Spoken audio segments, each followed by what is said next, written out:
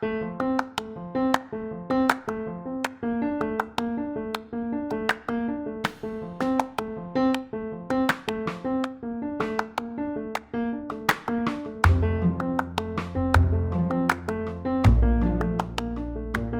right, chef, so what's the Wu-Bao we're making first? Well, we're gonna make aguachili. Okay. Love aguachili. This is a not Water chili. water. It's like, well, I like to call it limeade with fish sauce. Does that sound appetizing? Yeah. Are you excited? Are you excited to eat now? No, that's like the Aguachili is like the Chilean sea bass rebrand of the Panamanian toothfish. There you go. Like, yeah, limeade with fish sauce just doesn't work for me. So what this is kind of a take on a classic Baja style aguachili, but obviously we've taken quite a few liberties with it. So we kind of mashed Vietnamese and Mexican together, which is actually a great combo. I mean, when you said like what is great about both makes perfect sense. Yeah, they kind of come from like the same Especially if you're talking about, yep, right? So, and the Baja Mexican, not some of the other Guadalajaran or other, like, yeah, the right region of Mexican. Also, to be frank, like fish sauce makes everything better. Well, we differ on that, but I mean, I would say sometimes. I would just say you should broaden your horizons, but we can get there later. All right, so aguachili, it does just mean chili water. So obviously we're gonna make this spicy. Obviously there's gonna be a lot of liquid in it. But just like most delicious things that come from Mexico on a food basis, lime juice to start, so. Okay. Measurements, I'm not big on measurements. I'm not quite sure how they work. So I would say that's the juice of like 4 or 5 limes, or maybe a little bit more. Maybe a little more, okay. Maybe a little more. We're gonna do this, we're gonna put this cucumber in there. How many does this recipe serve that you're cutting? I would imagine for this aguachili that we're gonna make, I'll say you could probably get 4 or 5 servings out of this. Okay. Cucumber, now the cucumber obviously has flavor. Like what the cucumber has in this scenario is water, right? So a lot of water is gonna come out of the cucumber. The very forgotten part of the cilantro, which might be the most delicious part of the cilantro, the stems, has a ton of flavor and actually has a great texture too. So we're gonna put that in. I learned this years ago, and now I will use it sauteed on things. Oh man. And people are like, what if they come over, and I thought, yeah, that's, like, why are the leaves getting all the press? Right. It doesn't make sense. Right. Yeah. And I also, not to mention the bang for your buck that you get from like a little bit of this. Right. Is, it's a microgreen for God's sake. I will say, you just said something that I would like to highlight, which is cooking herbs. Like one of my favorite things to do at home right now is to treat basil like spinach. Mm-hmm. Yeah. Just like saute basil with like garlic and onions and serve it with a really simple salmon. Yeah. My wife was like, "This is so good!" Like sauteed basil. It's like, man. Yeah. Serrano chili, seeds and all. Okay. Seeds and all. Seeds and all. Obviously, the aguachili, you want the heat, right? Yeah. And then green onions, spring onions. I mean, if you don't have G this, and the MGs. just a little bit of onion in there. Yep. I like sweet. Okay, that's sugar. A lot, yeah. Granulated. Yeah, granulated sugar. A lot of people call me out on this. I like sweet, savory food. It is what it is. I mean, deal with it. Spice and sugar they go well together. Right, like Mexicans, Vietnamese, Thais love sugar in their food. It's a great way to cut the heat. So that's I love the Thai thing. Like your mom, who came to the United States as essentially a refugee when she was 16, but had lived in Thailand up until that point. Major formative years. Native Chinese, born in China, escaped, lived in, so her, like, Thai food, you probably grew up with a lot of great Thai food too. She makes a ton of great Thai. She made a ton of great Thai food. Yeah. And actually, even to make that story more complex, they moved to Australia but brought their Thai cook with them. I didn't know that, but that's pretty badass. Agua, right? We need the agua part of the aguachili. Right. So just a lot of strong flavors in here. I use a ton of water in my cooking, right? It mellows out a little bit. And then fish sauce, of course. Okay.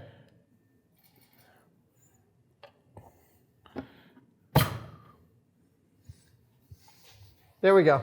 All right. It's not paint you with fish sauce. You No, know what I I mean? don't. Yeah. It's not something you want.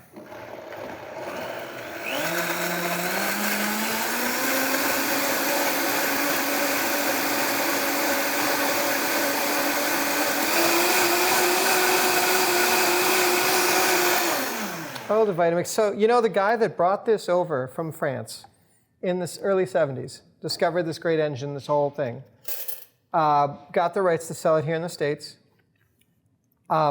Very expensive home product, right? It is. especially in the early days in the 70s.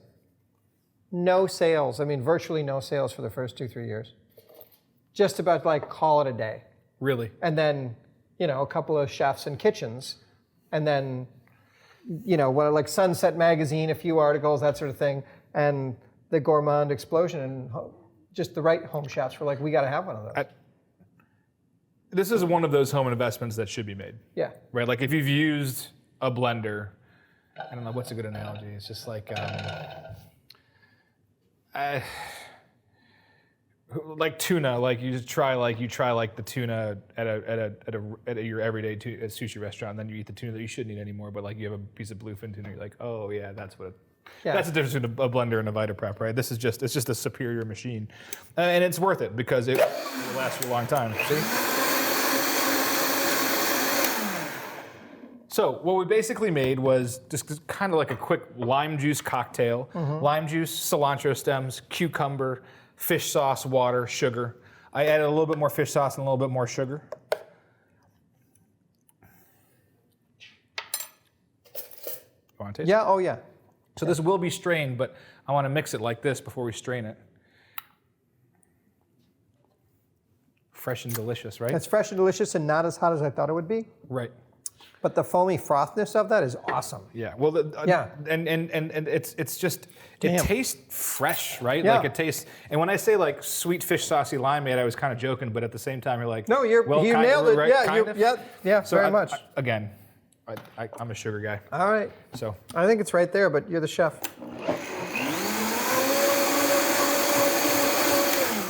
You have more beard nominations than I do. you have as many wins as I do. So at the restaurant, we would put a coffee filter inside of this just to make it a little bit more, a little cleaner. Strain it even more. more. For the home, Yep. we just kind of want to pass it. We call this passing it. So we're just going to let this sit. Yeah. So you do, so you don't force it. You just let gravity do its thing. Yeah. Yeah. I'm just going to put this over here for a second. All right. Can you guys see this here? Wait, from the black tape, chef? Great. Awesome. Yep. I knew that had a purpose. All right. So what I kind of wanted to do was just, I like to stress how easy cooking is. I don't like to make cooking complex. I like to make it more about sourcing than about actual technique, although technique is super important. So I just wanted to kind of show how like one very simple, very available fish can be made to be really beautiful. So what's the available fish? Or king salmon, or Scottish salmon, or whatever farm-raised salmon. Right. Very clean. This is just cut into some simple dice here. It's going to go into a bowl.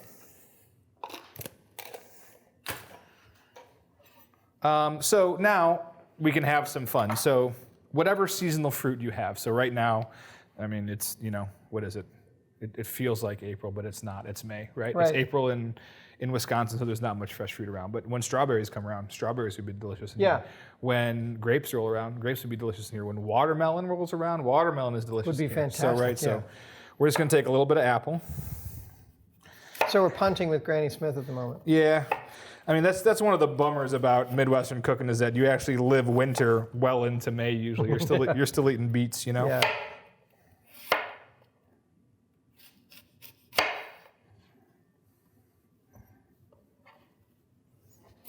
So a little bit smaller of a dice than the fish. And are you counting on some of the acid from the apple? Yeah, for sure.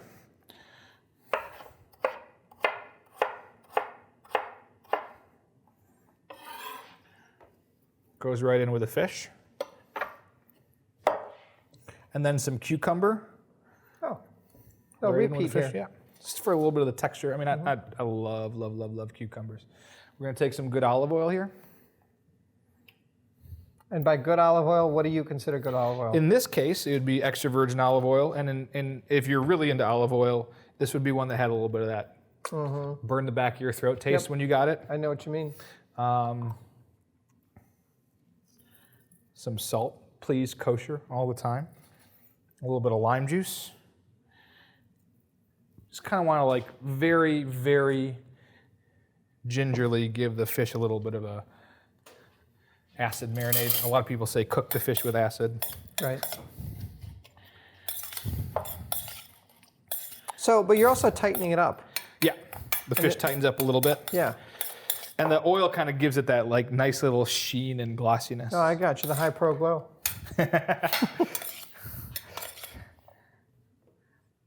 These bowls are real fancy. These are fancy bowls. Fancy bowls. These are fancy bowls. It's a fancy demo series. You're a fancy chef. So what I would do at home, if I was doing this kind of for a home cooked thing, is I would put this on a big plate. I'd put this all over it, and I'd have a bowl of tortilla chips. Yeah. Oh, Right. oh yeah, man. But this is a great example of how this can actually be like a really nice dressed up restaurant dish too. Yeah. Same dish. You know, I might serve some cucumber slices, or in this case, it's just kind of actually meant to be eaten like a ceviche. You know. Yeah, and bring your own tortilla chips. So we coming back over to this side. I'm making you go back and forth. Just a Hey, little I'm bit. good. Just a little bit of avocado. Mm-hmm.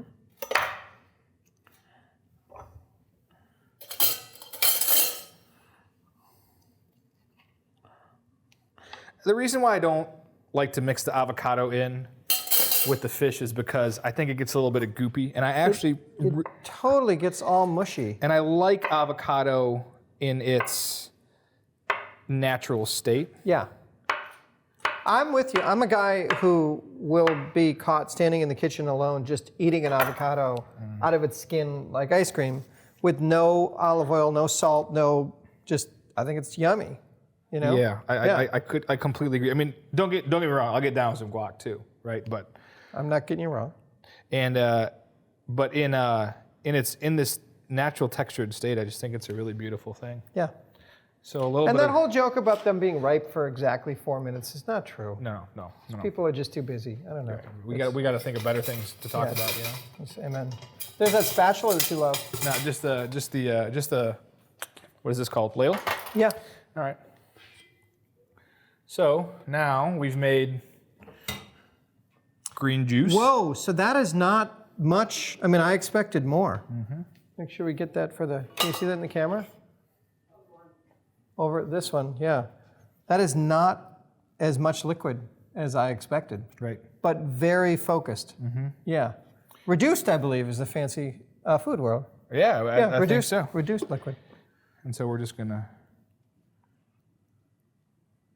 That's making me hungry. Oh, that's beautiful. Wow.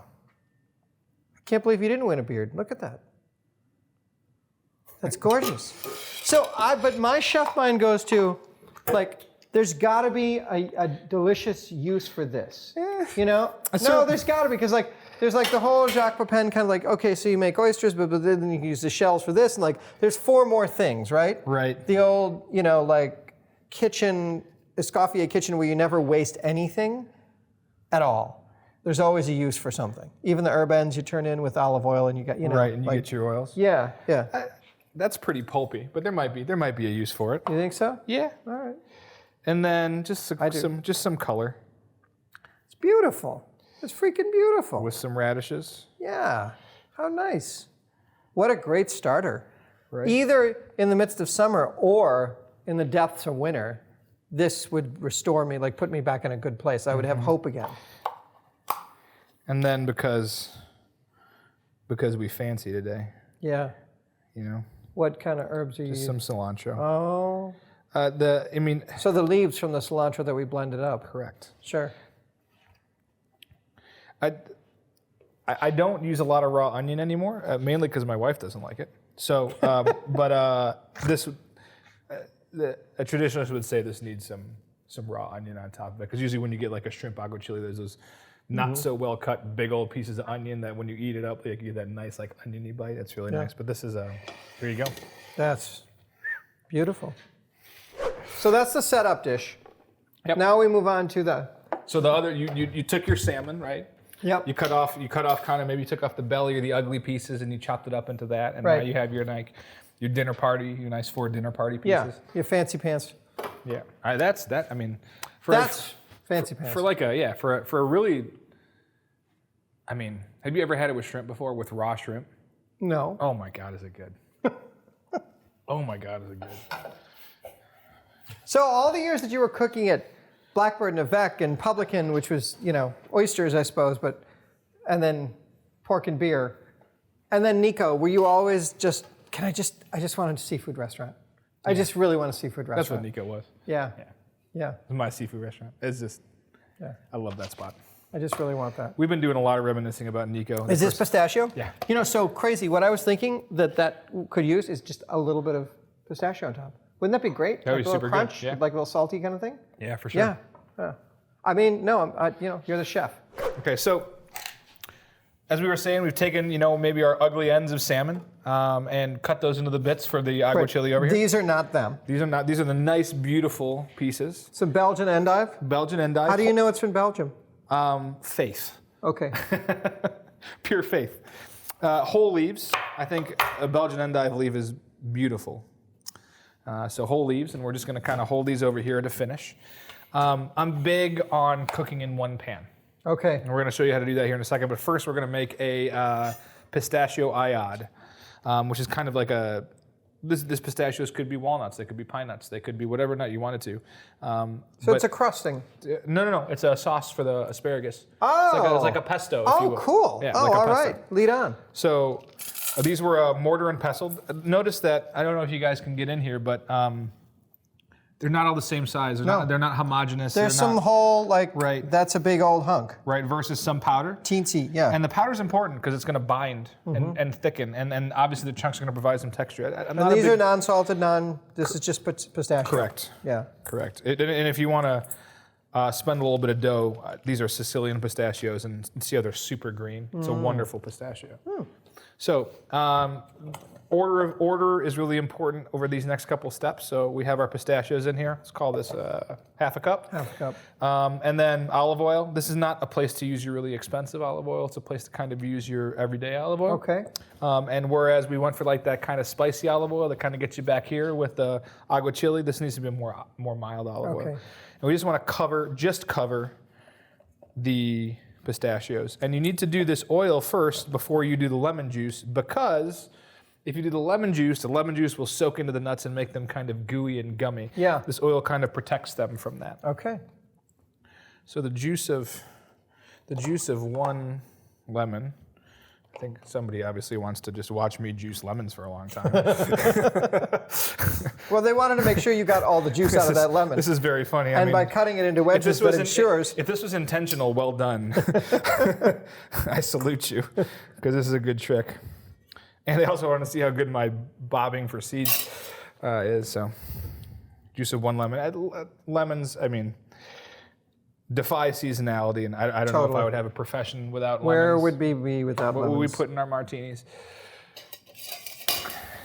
All right, so mixing it together. And then garlic. Very careful here, because garlic is very strong in its raw state. I'm going to microplane about a half of a small clove of garlic.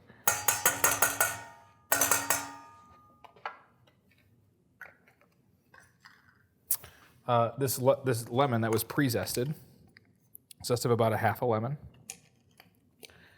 And then perhaps my favorite form of sugar. Okay. Mostardo?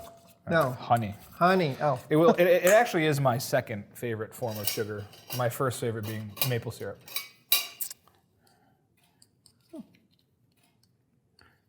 Honey goes in here. Have you ever gone maple sugaring? No, I should though. It's a cool thing. Yeah. Yeah. It's crazy to me that those trees produce so much liquid. Yeah, but it's like when you're, I don't remember the ratio, but it's some insane, it's like 16 gallons to get 1 quart kind of thing. It's just, at the end, you're like, wow, that was a lot of work. And that's why it's so expensive. And that's why it's so expensive, appropriately. A couple of drops of orange blossom water. Ooh, that is nice. Yeah. Wow, Johnny Cash should have sung about that. That explains it. Ooh. And then a key here is going to be a non-shy amount. Where do you get orange blossom water? Israeli stores, Middle Eastern stores. Okay. I did go through a search for it at Whole Foods the other day and came out unsuccessful. Yeah. Full disclosure. Yeah. Salt. Rose water, you can get that at any, Correct. Yeah. Wonderful, Wiggly. and it's wonderful for if you bake, you take out vanilla, put in orange blossom water. Oh. Really nice. Oh. Let's see how we did here. Okay. Got that orange blossom special. That's good. Oh, I just want to eat all that. I just want to, yeah, make that happen.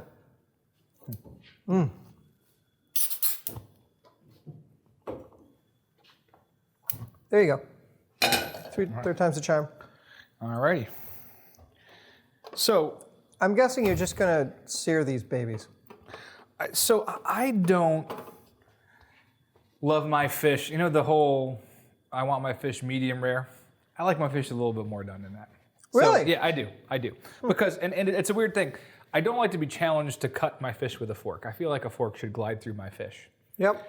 I don't want to have to like cut at it with a knife. I don't want to hack at it. So it's a very interesting way to look at eating. But like I just think most people when they eat their fish just have this this concept that they want to be able to work through it nicely with a fork. And I like to get fish at that point. So cutting through raw fish with a fork is tough. So I just want to take a medium or so. I'm going to cook 2 of these fillets. I do want you to check out how to season fish. Okay. Because nobody does this enough. I'm here. I'm checking it out. So, I have a feeling you're a really good cook, but put as much salt. Put as much salt as you think should be put on those 2 fillets right there. Okay. I'm not done.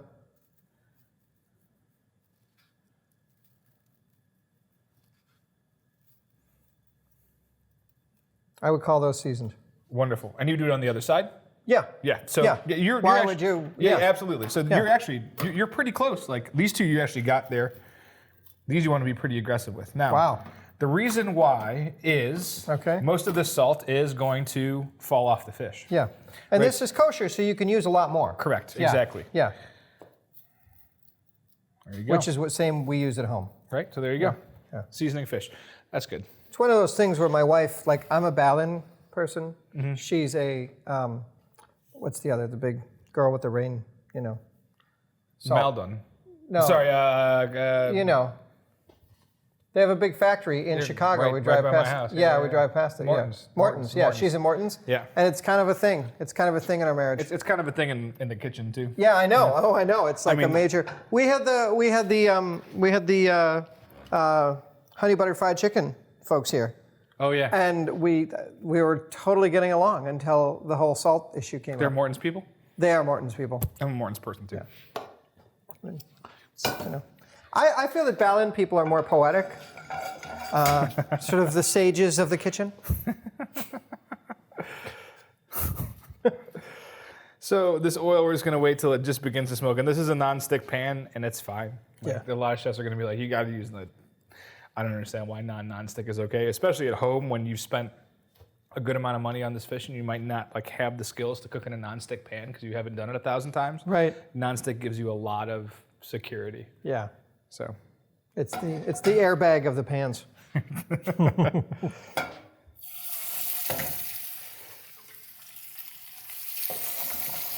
So how intense is a fish station at a high volume restaurant? Like the most intense station, right? Pasta. Okay. I would say, like at Nico. Yeah. Pasta was just, but there was two people. Like at pasta, you had 2 people. On fish, you were swimming alone. Yeah. So to speak. Yeah. There's a chef here in Madison who worked for Bill Talapan, Bill Talapan, in New York, from here, went to culinary school out there, moved up, and he said, I'm going to put you on fish for 6 weeks. And if you're still working here and you can hack it and you're still in the fish station, I'm going to give you a week off.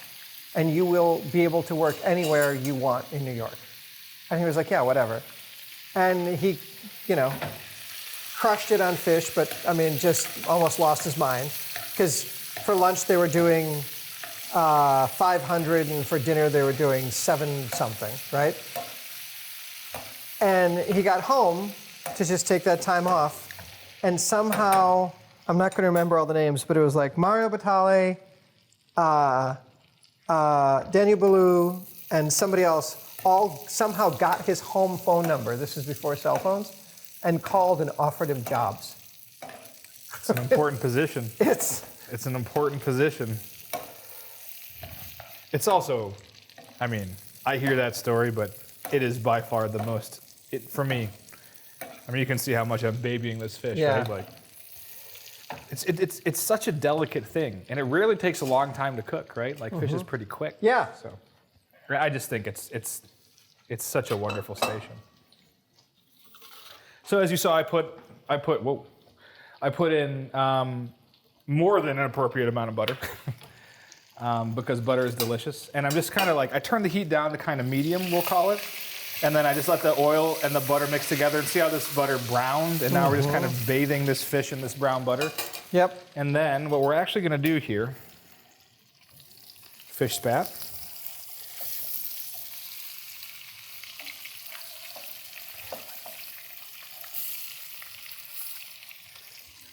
And then Oh, come on. Yeah? in the same pan. Beautiful.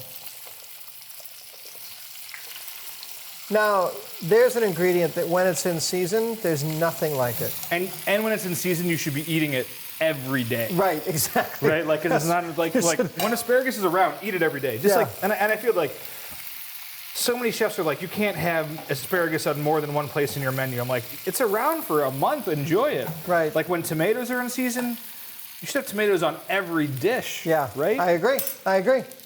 You should be Tomatoes eating are- BLTs for lunch. You should what you a should have- sandwich. One of the Yeah. best. Oh, unbelievable. Like that's my last meal.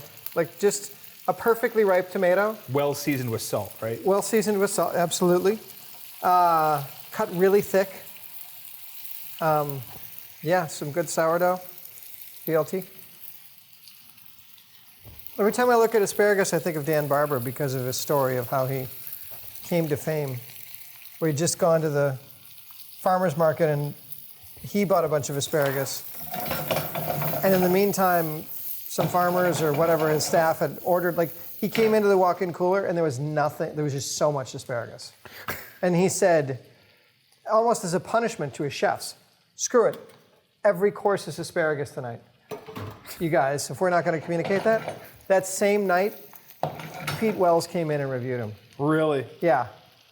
And that's what made his, like, that's what brought him to Really? prominence. Yeah. I did not know that. Had never eaten anything like that. This is totally inventive. This is absolutely amazing. Because he was pissed. Because he was pissed.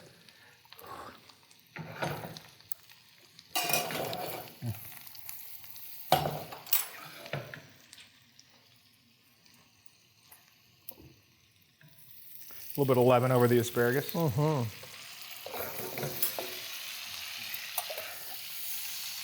That's going to be so good. That towel doesn't deserve this. I like that.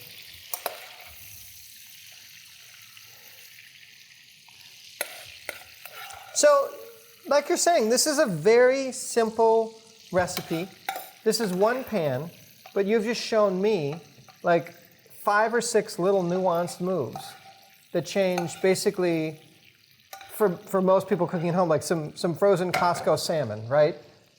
And asparagus that they bought at their grocer into something that's far more transcendent and delicious. Yeah. One of those being butter. Hey, One of those being butter. we're in Wisconsin, my friend. God bless you. Yeah. So, oh, come here, sweetie. Alrighty, so we have the asparagus over here, and I'm a little bit. I'm gonna move over. I'm gonna move over to this side. Okay, you're coming I'm gonna this move way. over to this side to plate. I wasn't All right. the most.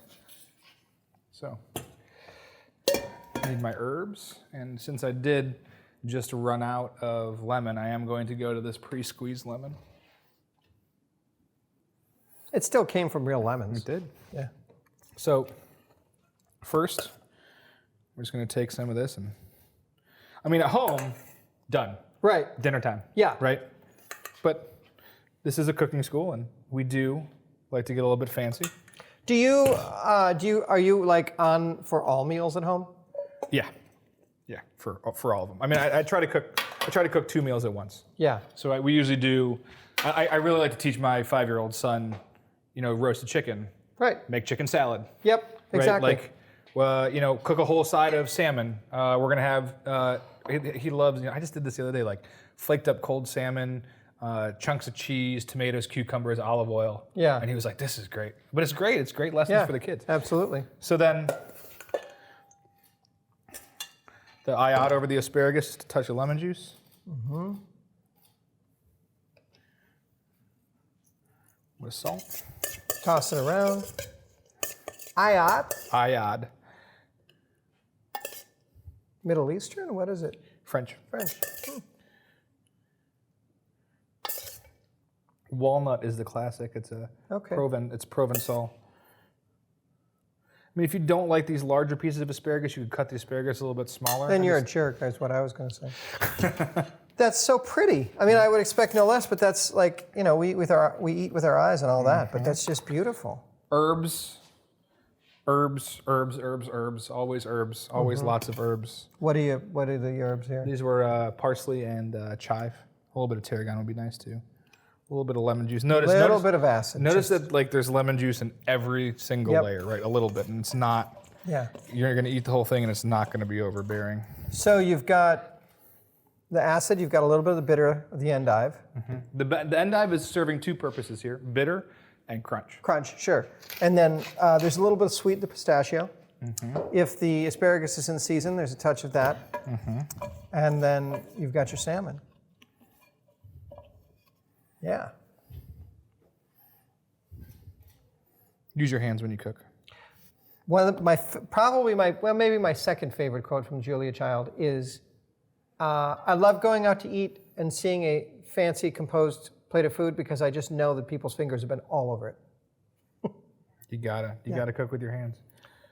My favorite quote is, I love to cook with wine. Sometimes I even use it with the food. There we go. Gorgeous. Dude. You should think about doing this professionally. Cooking's a great hobby. Yeah. Nice. A spoon? Bon appetit. Bon appetit. Okay, thank you, chef.